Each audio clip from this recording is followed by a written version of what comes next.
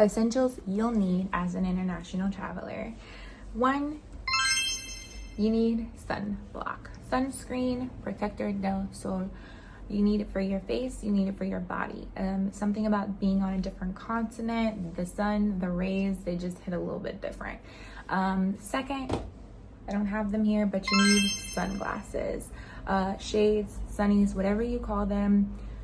I have brown eyes, so they're not as sensitive to the sun as someone with lighter colored eyes, and my eyes are pretty sensitive to the sun out here. So definitely would say you also need sunglasses. Moving on to number 3, you need a travel adapter. In Peru, thankfully, like I realized by like day 3 that although their outlets are different, our plugs still plug into them. Like somehow they're shaped for both. It's not the same in Portugal.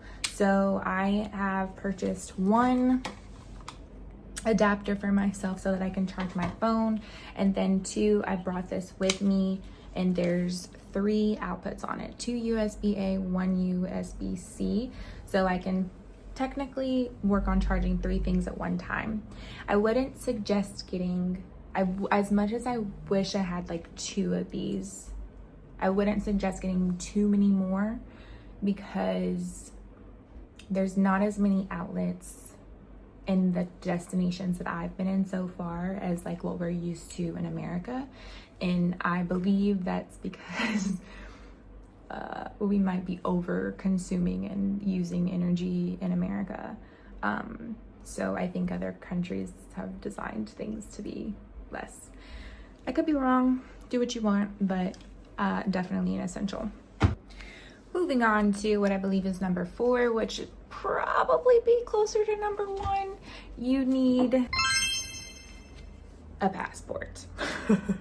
Should probably be number 1 because you're not going to make it out of the country if you don't have one. It is pretty self-explanatory, but still wanted to make sure I included it on the list.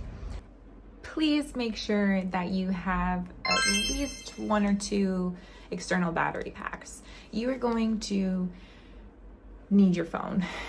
You need it for not just taking pictures and videos and all of the fun things like communicating and being on social media and all of the wonderful pleasantries that we, get to display. No, you need your phone for survival. You need your phone because you need Google Maps. You need your phone because you need translation apps. You need your phone because you need to use Uber or a rideshare app so that you can reach your destination, or at least at the very minimum get back home. Battery packs probably should be number 2. Next, you need walking shoes.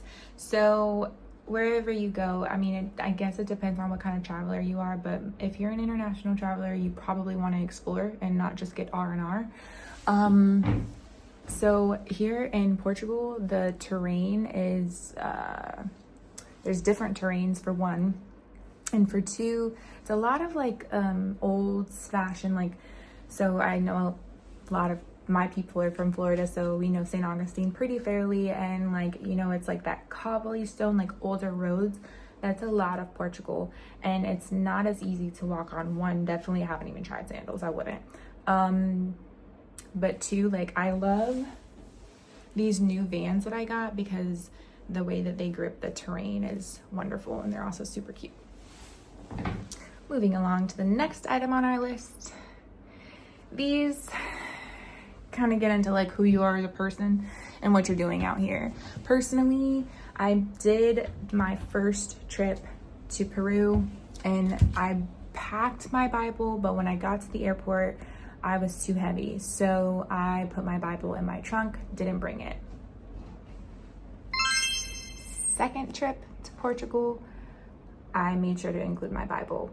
There's no way, personally, I don't know what your story is, not trying to get into spirituality or anything, unless, you need it, then I'm here. But personally, I can't navigate the world by myself. So how am I going to do that without my Bible? No, you don't need your Bible to have a relationship or commune with God. But it is kind of like the life manual, depending on who you ask. So I've got that. And then a planner. You could plan digitally, so it's totally what you're into. Towards the bottom of the list, we're getting kind of towards like negotiable essentials. I think it's essential because you have to plan a lot and efficiently. Moving on to things that you need but don't have to pack. You also you've got to be resilient, babe, because life isn't the same, literally. Like, it's a different country, a different destination, a different culture, different food, different currency, a lot of change. So you got to be resilient. Bringing us into being able to adapt to change, pretty much the same as resilience, but somehow different, I think. If not, excuse the redundancy. You need Wi-Fi and you need data. Don't necessarily know that I'm the best to give you direction in those areas. One, Wi-Fi, obviously, you know, some places are going to have access to Wi-Fi when you arrive, but you definitely need data for the times when you're not at a destination and you're traveling in between and you need to call your Uber or whatever the case may be. You're going to need data, and high-speed data preferably.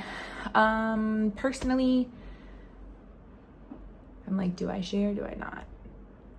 Let me know if you want any guidance on that. I'm not gonna go through what my bills are. You definitely need courage. Like, again, like I said, you're in a different country, different culture, different everything. So you're gonna need courage to pursue that daily. Like, you have to get what you need, which brings us into the next item.